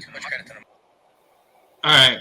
So you can pull it up and you can hear it, right? So what the man's talking about? He's talking about how he had a bad trip and he's sort of afraid of doing these shrooms, right? He's afraid of doing these shrooms because he knows at any point, and this is something drug addicts, like if you're a drug addict, you should know that you might get something that's laced, right? 99% of the time you're gonna get something that's laced, right? And you think that it's just one thing when it's not. This is something that a lot of people talk about in the streets of Toronto, right? Where they say the weed now is way too strong, right? They're saying the weed is too strong, and then you'll have people who say they must be spraying it with fentanyl, right? I remember when I was in the world, there was a Salakia Edomite told me, like, when he grows his weed, he makes sure to spray other drugs on it, right? Because it might not be as potent, but he needs it to be strong so he can sell his whole crop. Good night. Listen, you keep doing drugs, you're going to OD.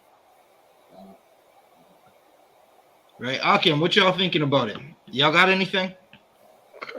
Salakia, I was gonna add to what you're saying. Like you say in Toronto, people are just trying to say like the weed is too strong. I mean, in Montreal as well is the same thing. On the block, on my block, right? They'd be like, weed is not what it used to be anymore. You used to bring weed from Jamaica or have it homegrown, whatever the case is. Even before they started legalizing the weed, they've been saying like the weed is stronger than it was before. Like Salakia, when I was in the world, the weed we're smoking, it used to be way stronger than what the OGs are smoking right now up to this day. You understand? Some of them complain like, yo, it gets them headaches, right? They start coughing too much, whatever the case is. You know, a little thing will get them too high for too long. You understand? Or sometimes, I mean, it's strong. It gets you a strong high, but it doesn't last long enough. So you need to roll up another one. Next thing you know, like you're high out of your mind. You're just falling asleep anywhere. You understand? You're just passing, right? You understand? Right. That definitely sounds like they're lacing the weed with other drugs, right? With cocaine, with liquid fentanyl, with liquid heroin. Like it's a Salakia one. Not only that, but it's coming out that okay, so the chemical in the weed that gets you high is THC, right? So back in the day, this THC was probably not higher than like 10%, even a little lower than that. But nowadays, you can find weed with THC up to like 30, 35, 40%. You understand? And they're even saying that in some research that okay, smoking weed could lead to like schizophrenia and everything, but well, you shouldn't be surprised with the amount of THC that you have. And people always say the stronger the weed, the better. Well, the stronger the weed, more likely you're gonna have a panic attack, or you're gonna go schizo or crazy. You understand? When people say weed don't kill people, well, that's a lie. They're just hiding the numbers to be able to keep making money because the government is Well, selling the weed. You understand? Salakia priest, if I may, right? Weed definitely kills people, and even if we're gonna say it's not like how people OD off heroin, right? I could almost guarantee you, I'm willing to bet my rank on it, right? That every murder that happens in our neighborhoods, before that person did the murder, they were smoking weed. Right. Khan. I'm damn near willing to bet my rank on it that they were smoking weed. So weed does kill. Salakia, the one. Killing us. Khan. I mean, whatever crime that we do, you understand? Our people is always getting high. Whatever crime we commit, whether it's murder or robbery, we hit a lick, whatever the case is, you understand? Our people are always getting high before doing some stupidness. If they were not high, they were probably not doing any type of crimes like that, because they need to be out of their natural state of mind to be doing something that they will not naturally do. They get high, they start, robbing whoever's in the street. They start pulling up guns on whoever's on the street, want to stab whoever. You understand? There's a video of a brother, I think it's in Texas. He went to rob a store in broad daylight. You understand? The people from the store just exited the store and just locked him up in the store, and they called the police. He couldn't go nowhere. He was locked in the store. Night. Good You understand? night. Yeah, he definitely on it. Right. That's what I wanted to bring out, Adawan. Salakia Khan, no sweat. And y'all got anything else y'all want to talk about on this topic before we go into our last topic for today? Khan. Don't do drugs. Khan, that's definitely it. Officer AHDAYAR, you got anything? Officer Rod? I'm too wild, please. Hey, nah, sir. Khan, no sweat. We're gonna get right into it, and now we got a topic, right? And this is Salakia. Hey. Right? This is a show. What was that, Barack? No, I just said, hey. Right. This is now this sister, right? She definitely has a show called the ZZ Mill Show, right? I was put onto her by watching the brothers out in UK, right? We got ISUPK UK, Captain Karashia, Dungabar, and Salakia. There's one Shamgar, the brother that wrestled the bull at Passover. Good night. I'm waiting to get to a camp with Shamgar. I'm about to buy some plane tickets. Khan. I heard this brother is killing bears bare hand. Salakia, rumor has it the brother can move mountains. Salakia. I don't remember. I say that because I don't know if y'all remember, right? Right after Passover, when damn near the whole school had a different legend about Shamgar. Officer Shamgar, get that brother a hand. The whole UK school. It's a lockout. Right? Khan. Rumor has it the brother sneezes, it creates a tornado. Right. Let me see if I can find this video right quick. Salakia. This damn thing is going in. It's like this is the one video it doesn't want me to play. And also, I have an article to link with the video. Khan, you have an article? Khan, but let's go ahead with the video first. Khan, you might have to bring out that article first because I'm just trying to upload the video, get the video right. So Barack, Bubba Kashab, bring out the article first. Khan out of Wakan. So this from New York Post. Women are more likely to cheat than men. Here's why. Science is finding that women struggle more than men when it comes to staying faithful in relationships. Even when your marriage is good, you still miss that rush of feeling so excited you can't eat or sleep when you're having such an intense time emotionally and sexually with a new person. That's why I kept going. That's what I kept going after, and what I couldn't say no to. That's how Anika, 45 from Melbourne, describes her experiences with cheating, and she's far from alone. According to a growing body of research, many women in long-term relationships are sexually adventurous and have secret lovers. Good night. I guess those women should have been listening to the class we were teaching last night, because what Officer AHDAYAR was bringing out last night was extremely heavy, right? Sisters, good night. Don't think that you're supposed to be taking multiple rods, right? That leads to AIDS, that leads to STIs and other sexually transmitted infections, if not diseases, that are going to leave you with a hot girl summer. Summer's over, and listen, if you're still having a hot girl summer, right, go get it checked out by your doctor. That is not what you think it is. Salaki out of one. Time. So not only that hot girl summer, slut walk, whatever they want to call it, not only there's consequences to it, like they'll get either an infection or a disease, they're gonna get burned, whatever the case is. But how would you be so much against polygyny when you think it's okay for you to jump from rod to rod just to feel excited? That doesn't make no goddamn sense.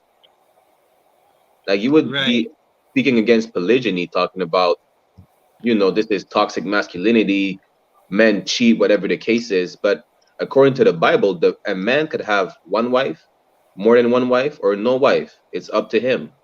But a woman, once she sleeps with a man, that's her man for life. She cannot go jump from man to man, right? There's no such thing as a stepping stone. You understand? The stone you stepped on, that man, you're anchored to him for life. You understand? You two are tight. Your relationship is not loose. You understand?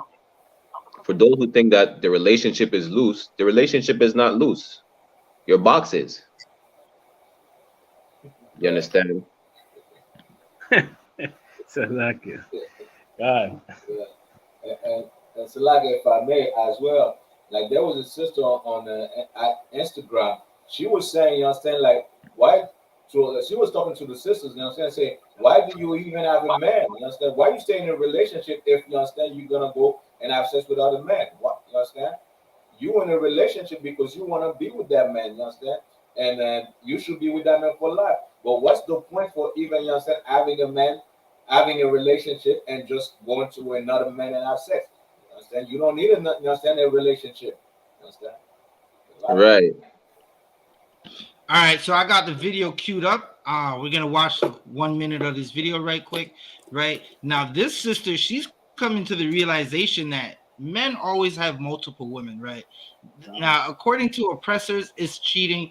According to the God of the Bible, it's having more than one wife. Right, a man having more than one wife, and a woman sticking with that one man for the rest of her life. It's the world will call it polygyny.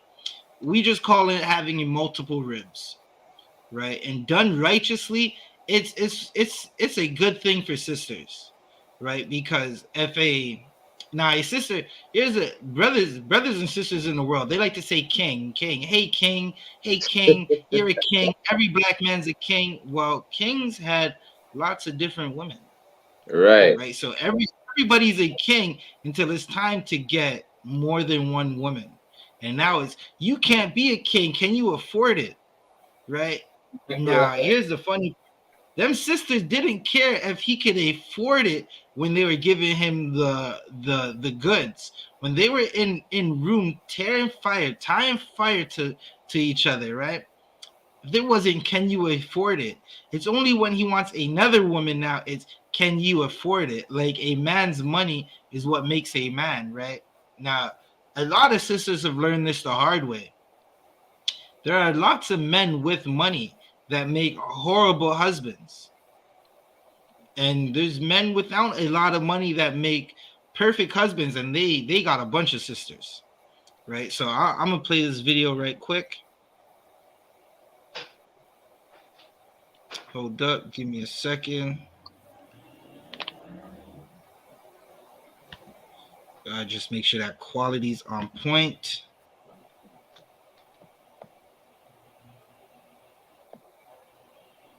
You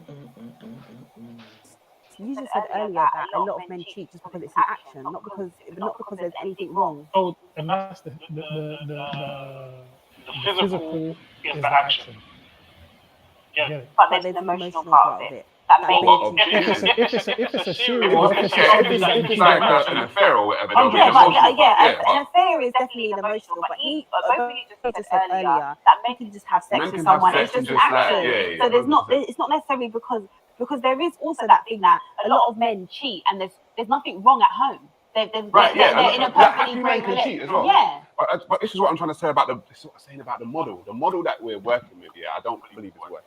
Like the model of relationships of being just a normal go off into the sunset, man, woman, 2.4 children. The model that we've been sold is not working, and the statistics show that the model ain't working. And that's not to say there aren't monogamous relationships that can work, but I'm saying the model, the stats show how if you were to ask all of your girlfriends, how many of them have been cheated on?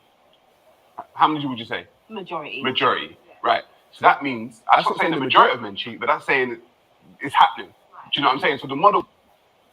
All right, so we're going to leave it right there. We're going to leave it right there just so we don't get any restrictions, right? Now the brother asked first, y'all could chime in at any time, right? That's first.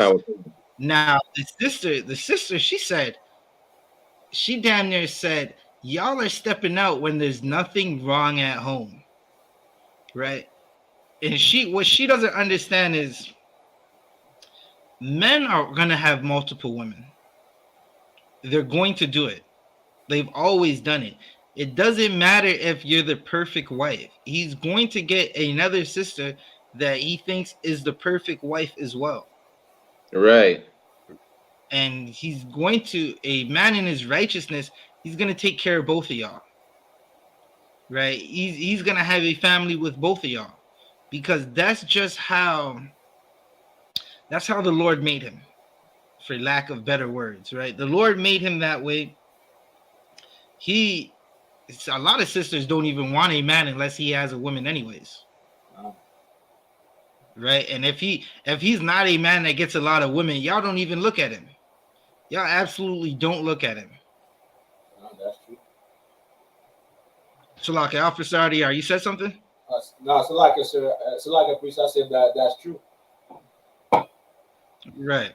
Salaka, other one. Time. I just want to say this. So first of all, a woman sleeping with more than one man is a lock that could be unlocked by many keys, which is not a good lock.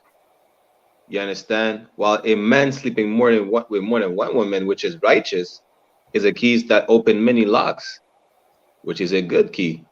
That's one thing. But the other thing is, monogamy really stems from the oppressor. That's the oppressor who brought that on the table. And because we love our oppressors so much and we're so used to following after these oppressors, understand, we think monogamy is the norm. We think having only one partner is the norm. Well, it is the norm for women. They only should have one partner. When it comes to men, it is not the norm, right?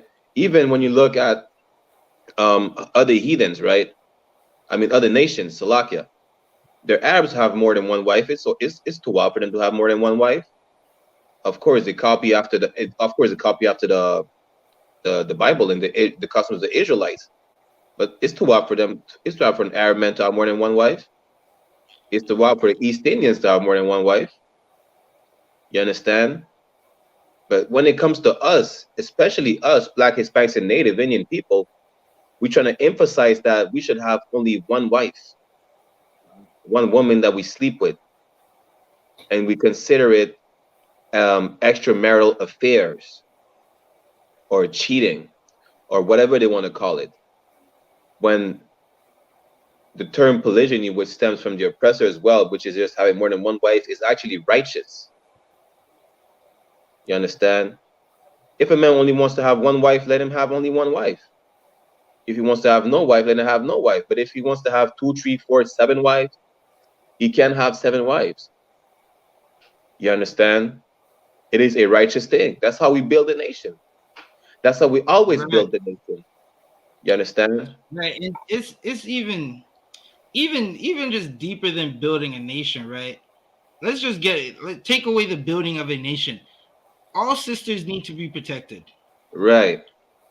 All sisters need to be loved, right? Right now you have a thing where sisters are sort of outnumbering brothers, right? That's only due to the oppressor's jails, his drugs, and the harsh oppression that the oppressor puts on Blacks, Hispanics, and Native American men, right? But without that oppressor, our sisters outnumber men, right? And if you pair off everybody, that means there's going to be sisters without men, right? If we're supposed to keep it within our nation, are you telling us now that our sister, for her to get a husband, she has to go to some heathen nation? Khan, right? Salakia, the one just hold your point for 1 second. Hold your point for 1 second. If sisters will be like, I have a good man at home. And then they'll talk all this sisterhood and all this love, and you gotta love our sisters and love and respect for the Black woman. Well, to those sisters who say that, your sister needs a husband, and it just so happens that she wants your husband, right? Now, you have a good husband. Does she not deserve a good husband? Right? Or are you saying that she's supposed to go to a heathen? Get some heathen to be your husband, or some. Listen, every brother doesn't get a wife. Some brothers absolutely do not know how to be husbands, just like some sisters do not know how to be wives, right? A good wife is not going through your phone, right? Because she knows her husband. She looks at her husband like, this man is handsome. Well, some other sister looks at him the same way, and you're gonna have to share that man. All right, Barak, you had something? Khan, just to add on what you were saying, right? So basically, polygyny, or having more than one wife, it's not about a man having multiple women. It's about all women being able to have a man, because women outnumber men in the world, on the planet Earth. You understand? So it's not about us having more than one wife. It's about all of our sisters being able to have a husband. And if they got to share the husband, so be it. You understand? And if I may preach as well, can y'all hear me? If I may, like, just like also BARAQYAAHLA was saying, like, Arabs got multiple women. Nobody's telling the Arab, can you afford it? Nobody telling the East Indian, can you afford it? You understand? Even if you can't afford it, you understand? Nobody's talking down on the Arab for having multiple women. You understand? It's only us, because we're so brainwashed with the society of what marriage should be. You understand? Meanwhile, you understand, this society is against marriage. This society is against family. This is why, you understand, you're allowed to have boyfriend after boyfriend. Nobody says anything. You understand? This is why they promote in the music, you understand, in the movies. This is why they promote, you have sex with a woman, you leave her, you have sex with another woman. You understand? They promote the fact, you understand, woman liberation, where a woman could have sex with everybody that she wants to have sex with. Right. This society is against family, is against marriage. Meanwhile, the Arabs got multiple women. Nobody's telling them, well, can you afford it? Why? Because that's their culture. You understand? It's their custom. Well, you know what? It is our custom to have multiple women. You understand? Right. Custom, you understand? To Salakia. Women. Salakia, priest, if I may. Go ahead. Can anybody tell me what the result? Okay, I'm gonna say it like this. What usually happens when a woman finds out that her husband has another wife? Anybody can answer. So what was that one? What usually happens? Like, what is okay, how am I gonna say it? What does a woman usually do when she finds out her husband has another woman in the world somewhere? A lot. So like a lot. I don't want. It depends if she's in the truth or not. No, I said in the world. Oh, so like yeah. Like we don't have to have these conversations with sisters in the truth. The sisters in the truth are better than any women that you see. I don't care if it's Beyonce, Alicia Keys, or whichever woman that some brother in the world thinks that's a bad bitch right there, right? A sister in the truth, she's worth, add up all the rubies, all the diamonds, all the gold, and she's worth all of that and some more. Right? So we're definitely talking about a sister in the world. What does a sister in the world do when she finds out her husband has multiple women? When she finds out she's number two, or she finds out she's not the only one in his life, because she believes some Disney fairy tale about men getting only one woman and sticking with that one woman for the rest of his life. Well, some may just go sleep with another man. Some will just put a brick through your car. You know, some will set your clothes on fire. Some will just leave. They'll just leave you, right? That's the answer I'm looking for. They're just going to leave. They're going to leave and sleep with another man, right? And they don't give a damn if now she's going to keep her son away from that man, from his father. She's going to keep her daughter away from the father, right? And then she's going to bring Aries Spears into the house. Right. Aries Spears is going to be in the house molesting your son and your daughter because some woman thought my husband had another woman, so I'm going to leave him and go take another man. Because listen, unfortunately, a lot of sisters are children. They think like a child. They don't process what's going on properly. That child needs his father. She needs her husband. She needs her father. Those children need their father, and the wife is not thinking about that. She doesn't care. She leaves and go gets another one. And then what happens is ultimately the house is destroyed, right? The daughter is gonna watch the mom bringing Jake, James, Joan, John, Paul, Peter, Rufus, and insert 1,000 other male names right there, right? And the daughter is not gonna know how to have a relationship with a husband because her mom had a smorgasbord of names written on her walls. No pun intended. Right?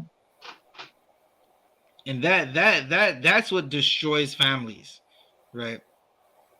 So that's exactly what's gonna happen. And I say this but at the part we stopped in the video, the brother asked the sister.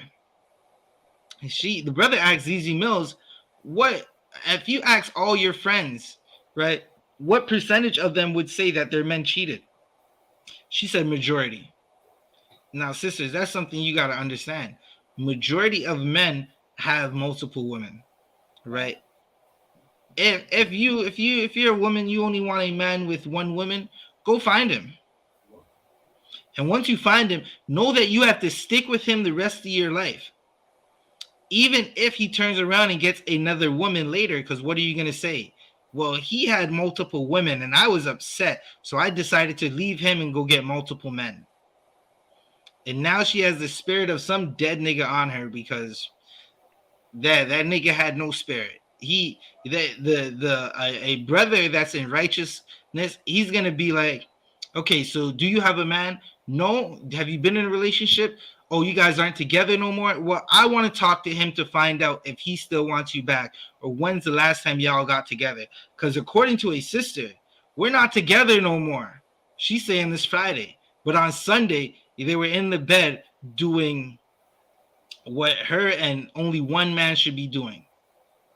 Khan. Right. Akim, y'all got anything? Nah, I'm too happy. La, I want. Khan. All right. So with that said, we're gonna bring an end to this podcast. Right. The video for the video we were just watching, y'all could type "Men Always Cheat." It's on the ZZ Mills show.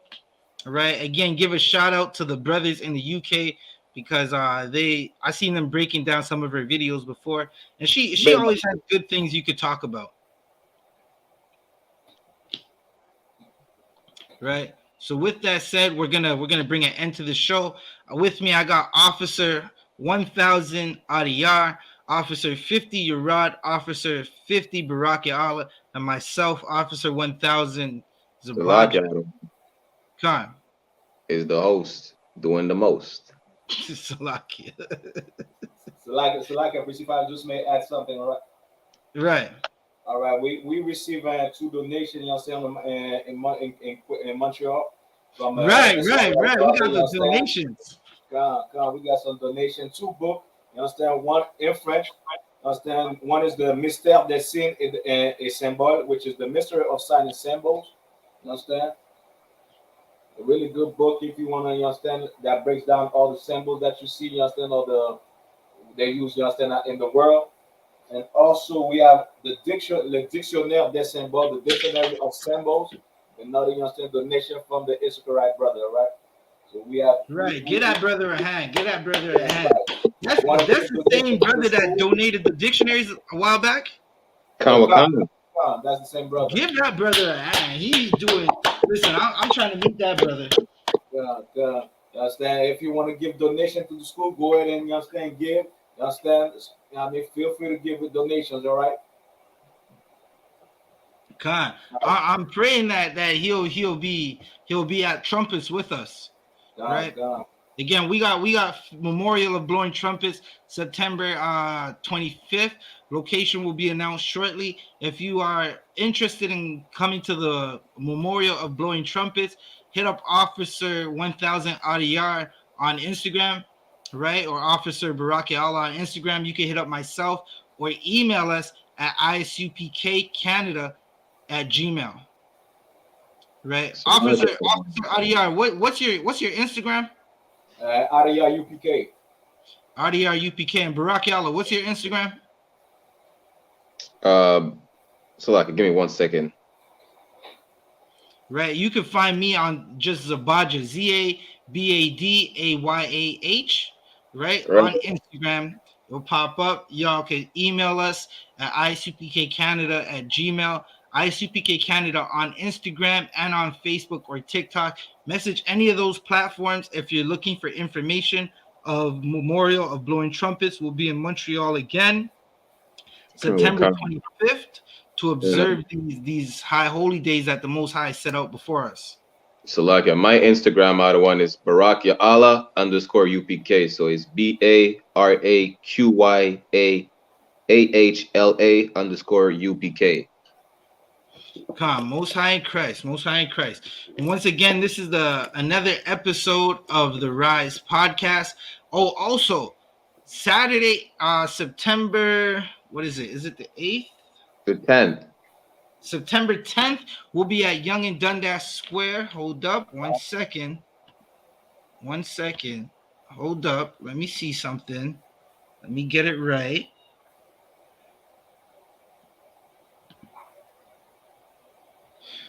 Saturday, September 10th, 2022, we'll be at Yonge and Dundas Square for a street speaking. The priests and prophets of the Most High, under Commanding General Yohana, will be at Yonge and Dundas Square from 12 p.m. to 4 p.m. We're also going to have class from around 4:30 to 7 p.m. The location will be announced. Just keep paying attention. The location will be announced very soon, right? We're going to have a street speaking. Officer Aban will be in Canada. Give a hand to Officer Aban, right? He will be in Canada. And this, now listen, Benai Brith has been trying to stop this brother from coming in because they see the wonderful works that he's been doing, right? And because Commanding General Yohana raised up such a mighty brother in the truth that he goes everywhere, and he's in Canada. He comes back and forth to Canada to raise up brothers, right? That's how you got Officer 1000 AHDAYAR, Officer 1000 ZABADYAH, myself, Officer 500 SHARYAWAN, Officer 50 Yarat, and Officer 50 BARAQYAAHLA. That's how you got these brothers in Canada talking the truth, telling brothers and sisters we need to love each other, right? We're the ones in the ghetto feeding and waking up our people, not Benai Brith, and they hate us because of it. Because we're telling black people that you can't go to jail no more to feed Penetanguishene in Kingston, Ontario, and to employ guards in Guantanamo Self-Detention Center, right? They hate that thing. So we'll be at Yonge and Dundas Square, 12 p.m. to 4 p.m., Saturday, September 10th. That's next weekend if you're watching right with us right now live, right? Again, this is the Rise Podcast. Shalom. Shalom, Israel. Hey, Shalom. Yabashim Shabbat Thumb. Yabashim Shabbat Shabbat Shabbat